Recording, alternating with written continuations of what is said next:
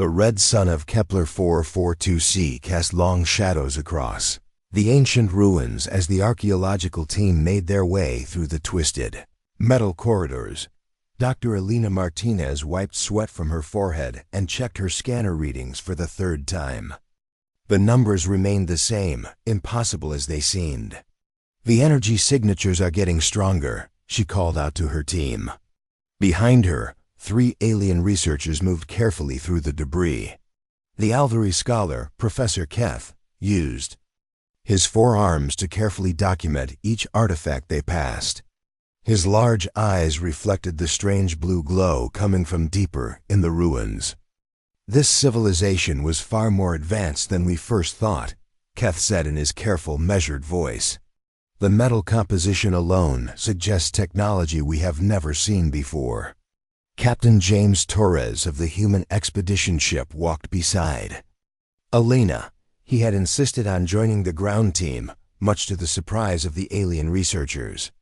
Most ship captains preferred to stay safe in orbit, but Torres seemed different somehow. His eyes held secrets, and he watched everything with the careful attention of someone looking for something specific. The ruins belonged to the Veth, a species that had vanished from the galaxy over 20,000 years ago. Their cities had been found on 12 different worlds, all empty, all abandoned at the same time. No one knew what had happened to them. They had simply disappeared, leaving behind only empty buildings and strange technology. "The main chamber should be just ahead," Elena said, consulting her map.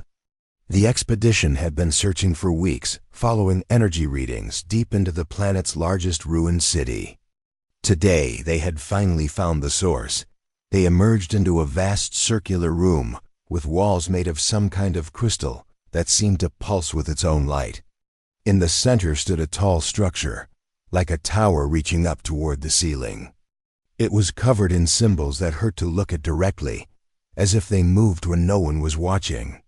"By the ancestors," whispered Nira, the Kasari intelligence officer who had joined their expedition. Her blue skin had turned pale. "I have never seen anything like this." Torres stepped forward, his hand moving to the communication device on his belt. For just a moment, Elena thought she saw him press something, but when she looked again, his hands were at his sides. "It appears to be some kind of broadcasting device," Keth observed, running his scanner over the strange tower. "Very old, but still active. It has been sending signals for thousands of years." Elena approached the structure carefully. The crystals in the walls seemed to respond to her presence, glowing brighter as she came closer. Strange writing covered every surface, layer upon layer of text and languages she had never seen. "Can we translate it?" she asked. Keth was already working, his multiple hands dancing over his translation computer. "Some of it, yes. The base language appears to be ancient Veth, but there are other languages mixed in. Dozens of them. This is ... This is very strange." Torres moved to stand beside Elena. "What kind of strange?" "These are not all Veth languages," Keth said slowly. "I recognize at least 6 different alien writing systems here. Species that should never have had contact with the Veth. Some of these languages are from civilizations that died out before the Veth even achieved spaceflight." Elena felt a chill run down her spine. She looked at Torres, but his face showed no surprise. If anything, he looked like he had been expecting this. "There is more," Keth continued.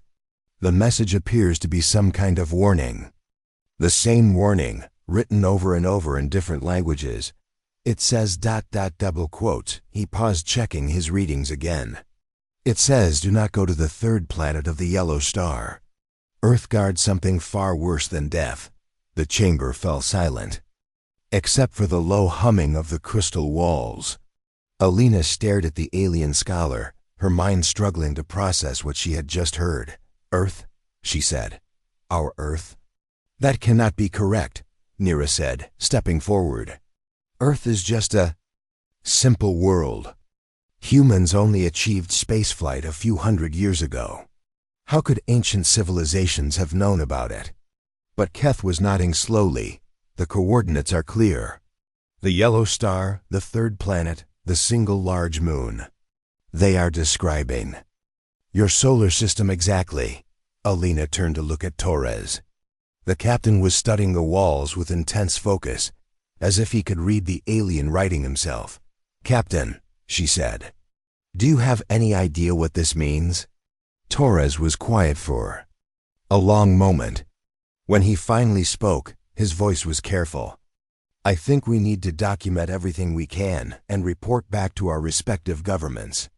This is bigger than a simple archaeological mission." "But how is this possible?" Elena pressed. "These civilizations died out thousands of years before humans even existed. How could they know about Earth?" "Perhaps they visited your solar system," Keth suggested.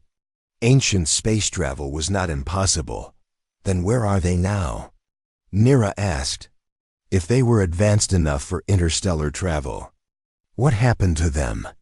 Torres moved away from the group, speaking quietly into his communication device. Elena could not hear what he was saying, but she noticed that the other humans on the team seemed to be doing the same thing. It was as if they were all reporting to someone. Keth continued working on the translation, his forearms moving quickly over his equipment. "There's more text here, much more. It appears to be a record of some kind." "What kind of record?" Elena asked. "A list," Keth said, his voice growing quiet. "A list of species. The Veth, the Morlani, the Case Empire, the Bright Ones of Rigel, 17 different civilizations, and next to each name." He paused, checking his work. "Next to each name is a date. The date they sent scouts toward Earth. And then another date, just a few decades later. The date they went extinct." Elena felt the blood drain from her face. "All of them?" "All of them," Keth confirmed. 17 advanced civilizations. All sent expeditions toward Earth. All died out shortly after. Torres finished his communication and rejoined the group. His face was calm, but Elena could see tension in his shoulders. "We need to be very careful how we handle this information," he said. "The implications are significant." "The implications are terrifying," Nira corrected. "If this record is accurate, then something about Earth, or something near Earth, is destroying entire civilizations." Elena looked around the chamber, at the glowing crystals and the impossible tower covered in warnings. She thought about her home world, spinning peacefully around its yellow star, unaware that it might be the most dangerous place in the galaxy. "Captain," she said quietly, "what aren't you telling us?" Torres met her eyes for a moment, and she saw something there she had never seen before. Fear, yes, but also resignation. As if he had been waiting his whole life for this moment. "I think," he said slowly, "that we need to finish our work here and head home. All of us have a lot of questions that need answers." The Galactic Council Station orbited the twin stars of Alpha Centauri, its massive rings spinning slowly in the void. Inside the research section, Professor Keth had not slept in 3 days. His forearms moved constantly between data screens, translation matrices, and analysis programs. The discovery on Kepler 442c had changed everything. "The pattern is undeniable," he said to the assembled research team. Around the oval table sat representatives from 6 different species. All of them looked worried. "I have cross-referenced the Veth records with our historical databases. Every single civilization mentioned in those warnings actually existed." Dr. Elena Martinez sat across from him, her human features showing the strain of the past week. Beside her, Captain Torres remained silent, his eyes focused on the data, but his expression unreadable.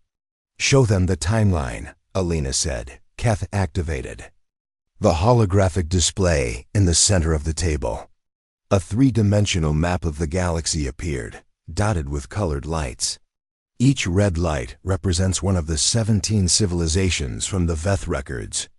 "Watch what happens when I add time progression." The display began to move forward through history. One by one, the red lights appeared as civilizations achieved spaceflight. Then, one by one, they sent expeditions toward a small yellow star at the edge of the galaxy. And one by one, within 50 years of that expedition, the lights went out. The Morlani Empire, Keth said, pointing to one section of the map, controlled 47 star systems, sent 3 ships toward Earth 45,000 years ago. Their entire civilization collapsed 32 years later. Intelligence Officer Nira leaned forward. Her blue skin had a gray tint that showed. Her stress. What about the case? They were supposed to be immortal. Gone in 18 years after their Earth expedition, Keth replied. The bright ones of Rigel lasted only 6 years. The pattern holds for all 17 civilizations. A new voice spoke from the end of the table. Commander Rex of the Terran Defense Fleet had arrived on the station that morning. His presence had surprised everyone, since humans rarely sent military representatives to scientific meetings. This is all very interesting, Rex said, but correlation does not prove causation. Maybe these civilizations destroyed themselves for other reasons. What other reasons could cause such consistent results? Nira asked. The probability of 17 separate civilization collapses happening by chance within 50 years of Earth. Contact approaches 0. Elena studied the display. Professor Keth, have you found any records of what these expeditions actually discovered near Earth? Keth's large eyes blinked slowly. That is the strange part. Most of the records simply end. The expeditions were sent, and then ... silence. But I did find fragments from 3 different sources. He manipulated the display, and text appeared in the air. This is from the Veth archives. It says, "The third planet sleeps, but the Watchers are awake. Our ships detected massive energy sources hidden throughout the system. Not natural. Not from the primitive inhabitants." Torres shifted in his seat, and Elena noticed him touch his communication device again. It was a habit she had seen more and more over the past week. This fragment is from the Morlani records, Keth continued. The yellow star hides secrets. Ancient technology surrounds the primitive world. The inhabitants show signs of genetic modification, though they appear unaware of it. We detected quantum barriers that should not exist. Quantum barriers? Commander Rex asked, his voice sharp. Energy fields that can block certain types of spacetime manipulation, Nira explained. Very advanced technology. Theoretical even for us. Elena felt a chill. Professor, what does the third fragment say? Keth hesitated before activating the final text. This one is from the Bright Ones, written just before their civilization ended. We have seen the truth. Earth is not a homeworld. It is a prison. The humans are not a natural species. They are guardians, created to watch over something that must never wake. We have disturbed the sleeping thing, and now it knows we exist. The Watchers come for us. Tell others to stay away. The room fell. Completely silent. Elena stared at the floating text, her mind refusing to accept what she was reading. Beside her, Torres had gone very still. That is impossible, Rex said finally. Humans evolved naturally on Earth. We have fossil records, genetic evidence. Archaeological proof. Do we? Nira asked quietly. She activated her own display, showing genetic analysis charts. I have been studying human DNA samples from the expedition team. There are anomalies I cannot explain. Elena turned to stare at the Kasari intelligence officer. What kind of anomalies? Sections of your genetic code that do not match any known evolutionary pattern. Sequences that appear designed rather than evolved. And something else. Nira paused, looking directly at Torres. Dormant neural pathways that serve no current function, but show signs of artificial enhancement. Torres stood up abruptly. This meeting is over. All human personnel will return to their ships immediately. "Captain," Alina said, "what is going on?" "That is classified information," Rex said, also standing. "Dr. Martinez, you are ordered to report to the human diplomatic section." Alina looked around the table at her alien colleagues. Keth was staring at his data with all 4 arms frozen. Nira watched the human officers with the focused attention of a predator. "I am a scientist," Alina said. "I have a right to know what we discovered." "No," Torres said firmly. "You have a duty to your species. That comes first." As the humans began to leave, Nira spoke up. "Captain Torres, one more question. The communications your team has been sending, they are heavily encrypted, yes? More encrypted than standard human technology should allow?" Torres stopped at the door.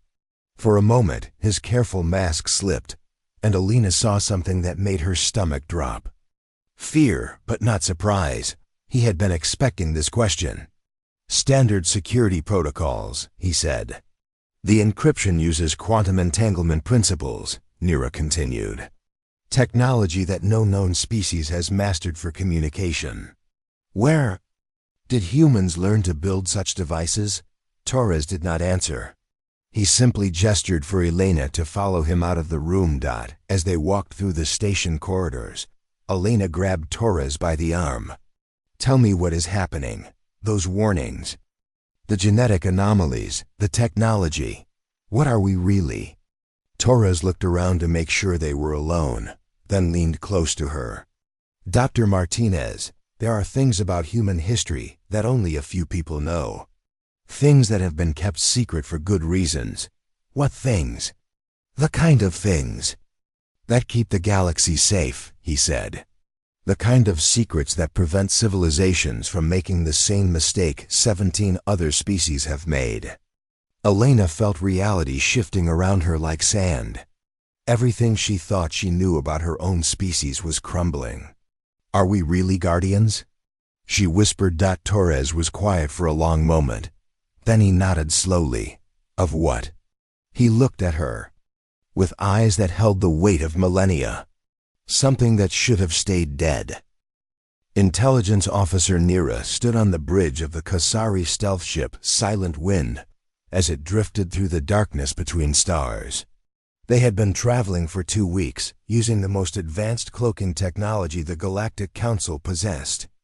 Their destination was a small yellow star on the outer rim of the galaxy, a star that 17 civilizations had visited before disappearing forever. "Long-range sensors are picking up the target system," reported Lieutenant Dax from his station. The young officer's tentacles moved nervously over his controls. "Distance, 4 light years and closing." Nira studied the tactical display. So far, their journey had been quiet. Too quiet. She had expected human patrol ships, warning beacons, something to indicate that Earth's system was protected. Instead, they had encountered nothing but empty space. "Any sign of human activity?" she asked. "Negative," Dax replied. "No ships, no communications, no energy signatures. It is as if this region of space is completely abandoned." But Nira knew better. In her years as an intelligence officer, she had learned that the most dangerous places often appeared the most peaceful. The humans were hiding something, and she intended to find out what. Commander Vex of the Alveri military joined her at the tactical station. His 4 arms moved in the gesture that meant deep concern among his people.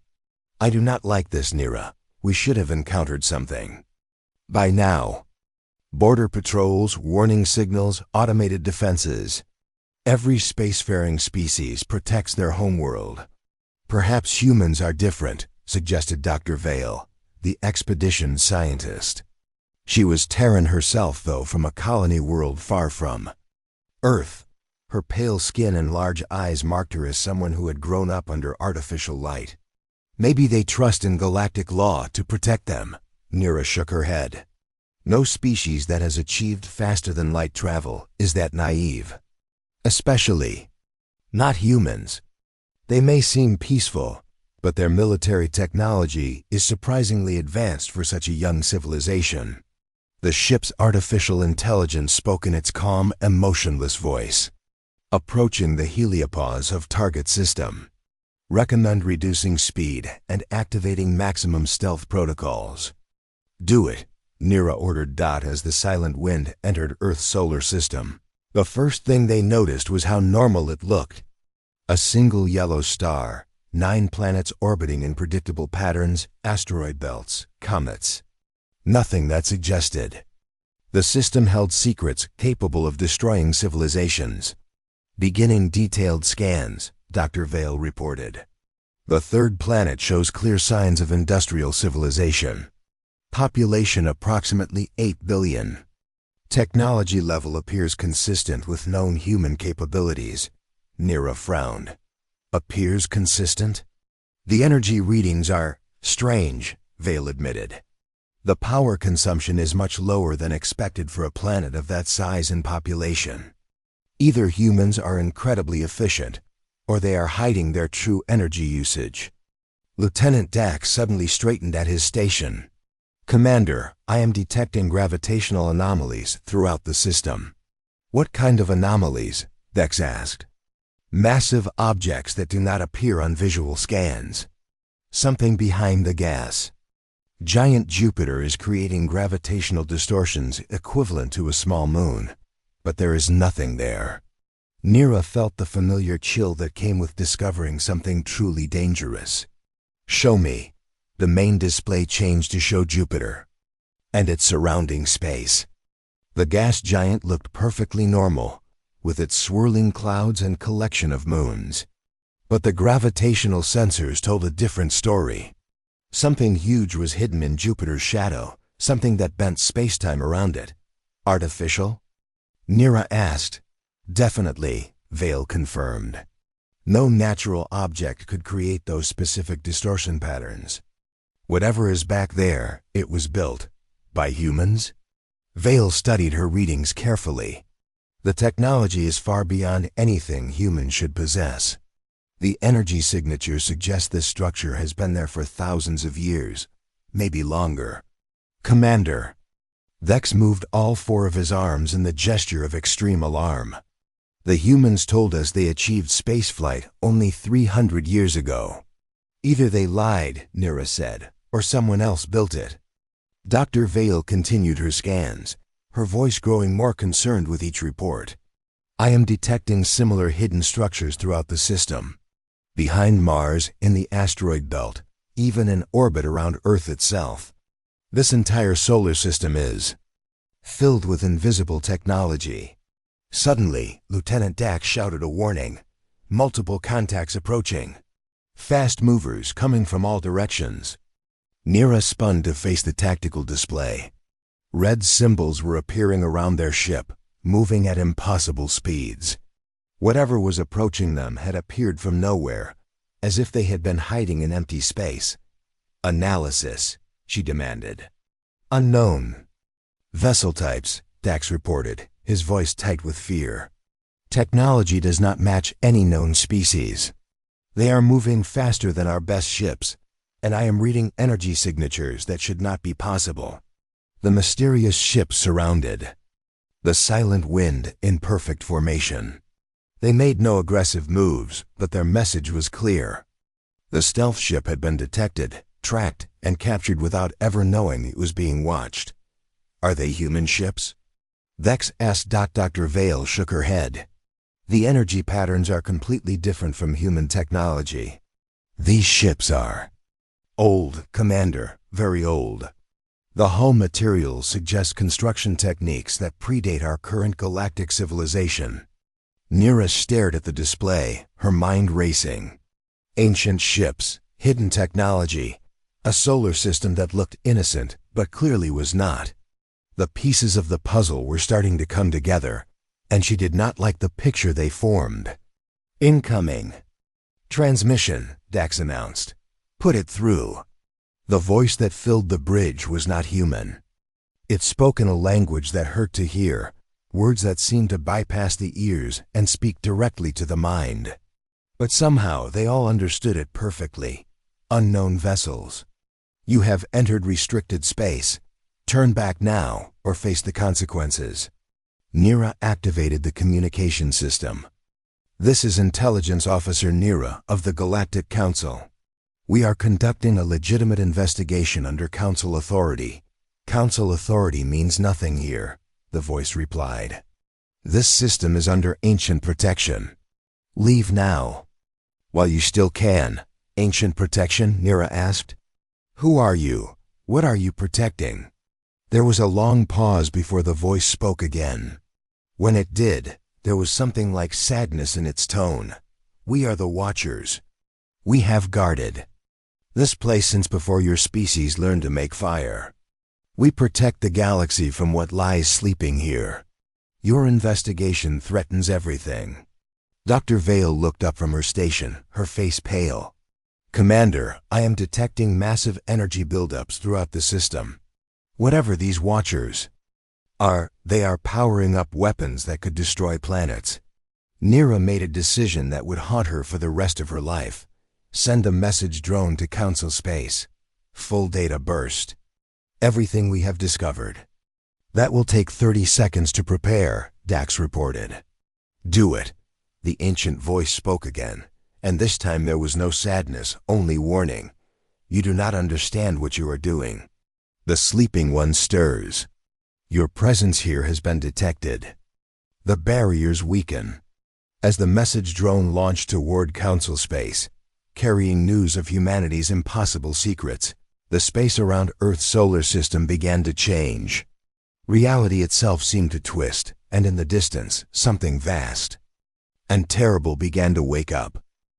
The emergency session of the Galactic Council convened in the great chamber beneath the surface of Nexus Prime.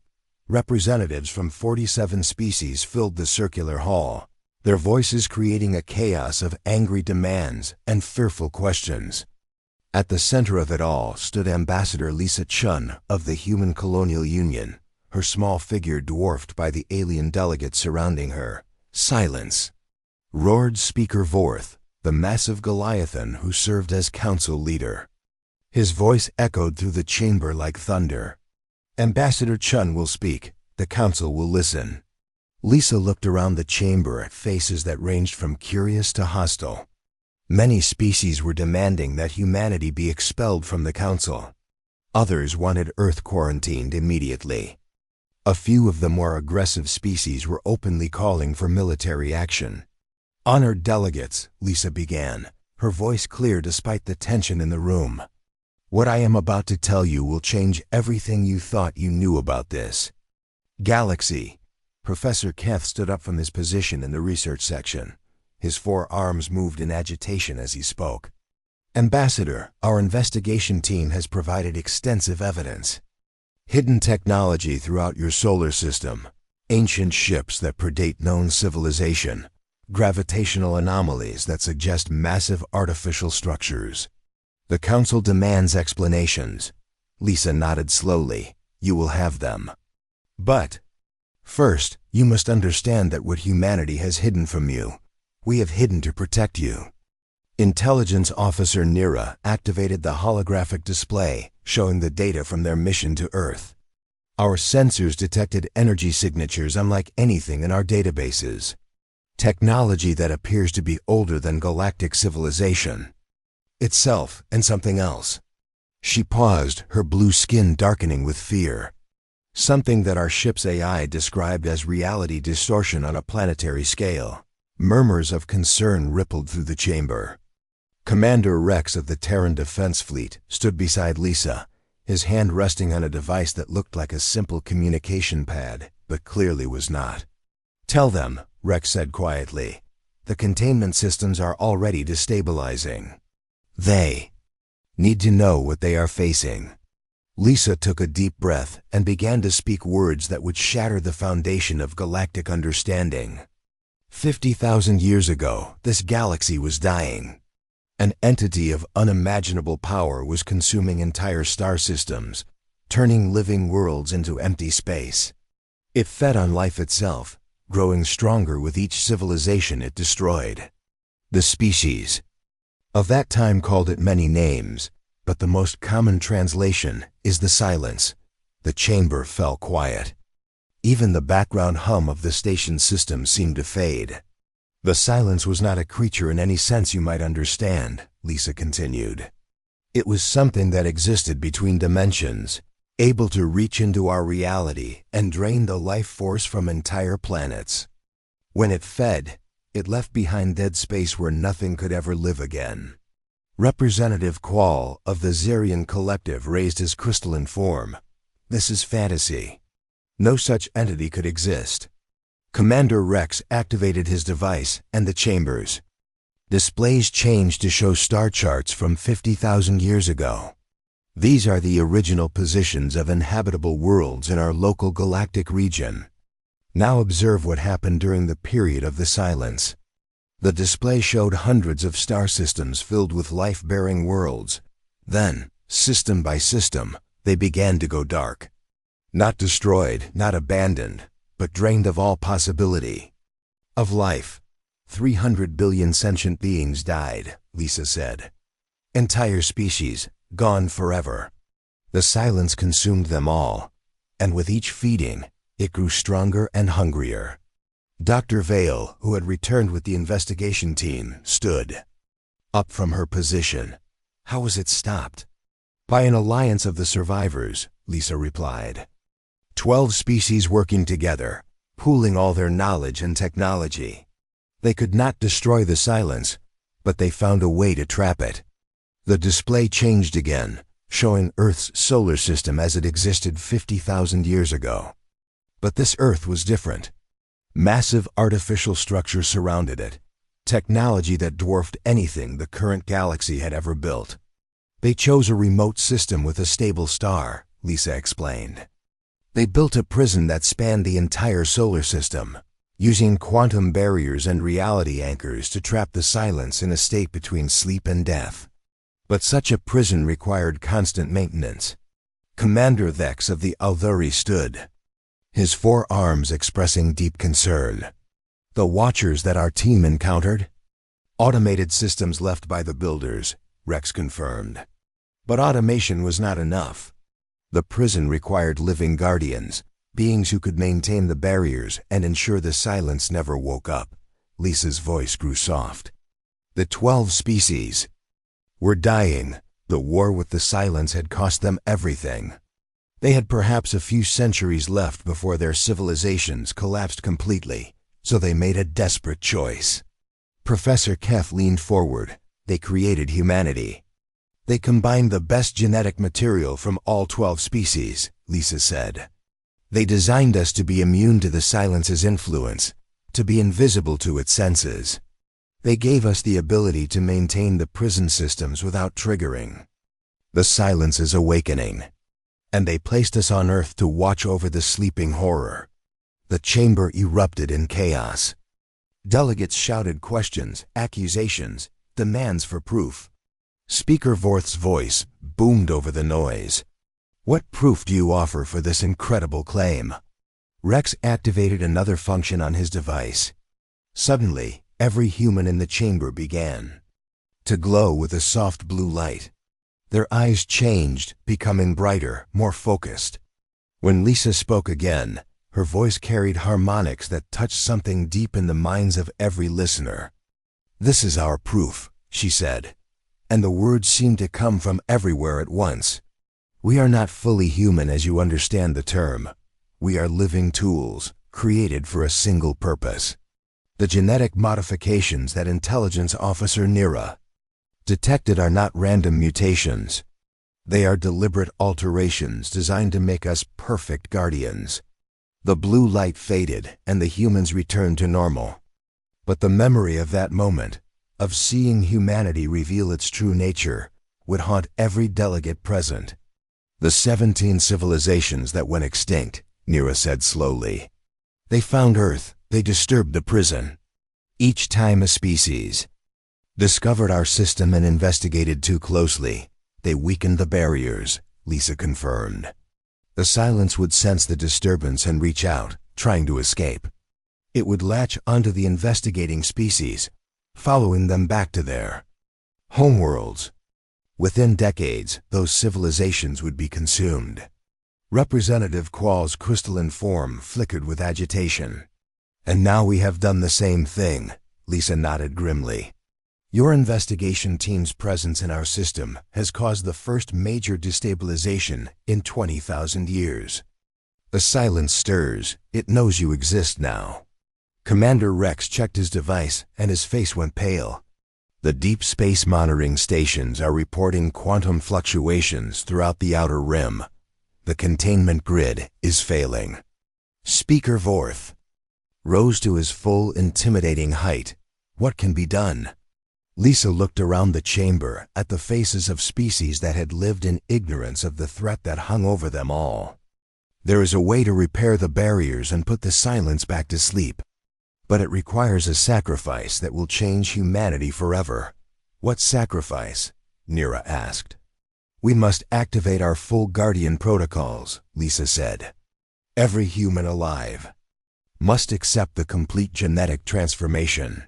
We will become something beyond human, something designed entirely for maintaining the prison. But once we make that choice, there is no going back. The Galactic Council Chamber had become a battlefield of words and fear. 3 days had passed since Ambassador Lisa Chen revealed humanity's true purpose, and the delegates had not stopped arguing.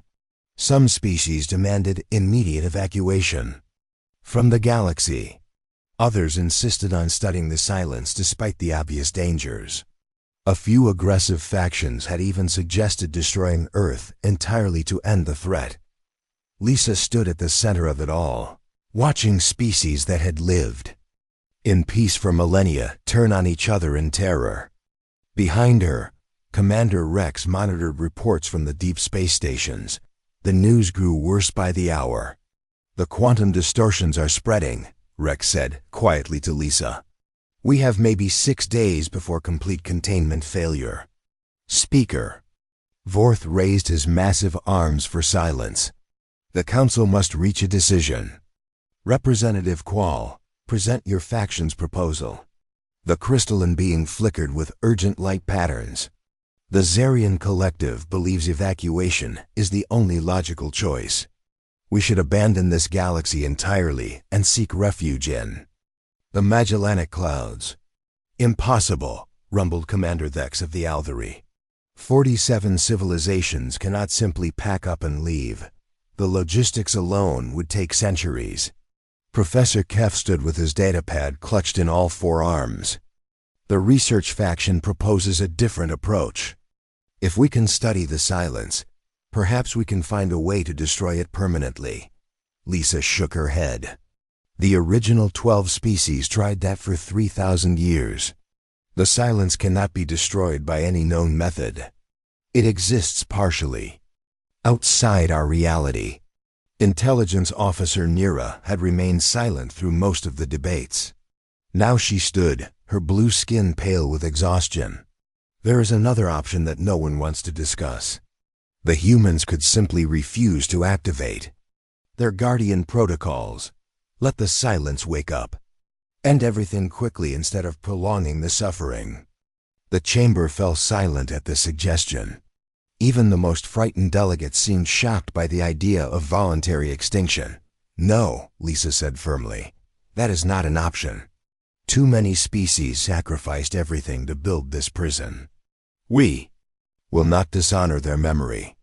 Rex's communication device chimed with an urgent message. His face went white as he read it. Lisa, we have a problem. The containment field around Jupiter has collapsed completely. The silence is beginning to probe the outer barriers. Lisa felt the weight of 50,000 years of responsibility settle on her shoulders. Around the chamber, delegates began shouting again, fear overcoming reason. But one voice cut through the chaos. What exactly happens when humanity activates these Guardian protocols?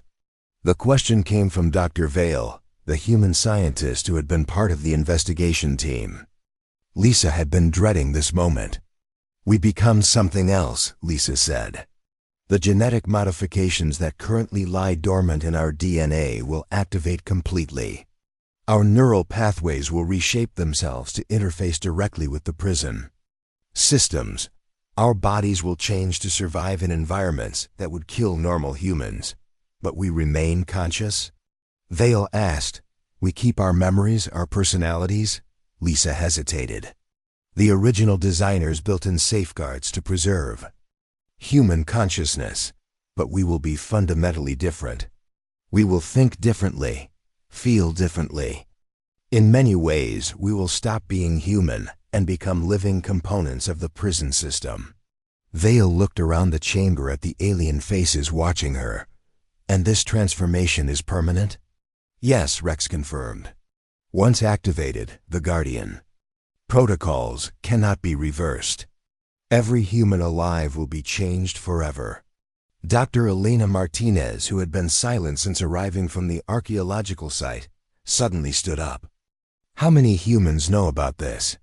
Every adult human knows the basic truth, Lisa replied. We have always known we were different, that we had a purpose. The specific details are restricted to government and military personnel.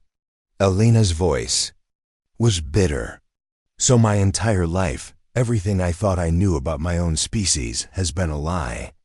Not a lie, Lisa said gently. A necessary secret.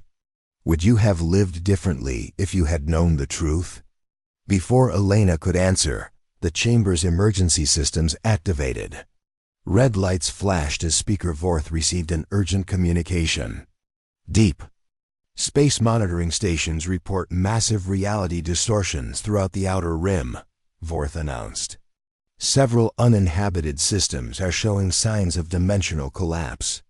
Rex checked his readings.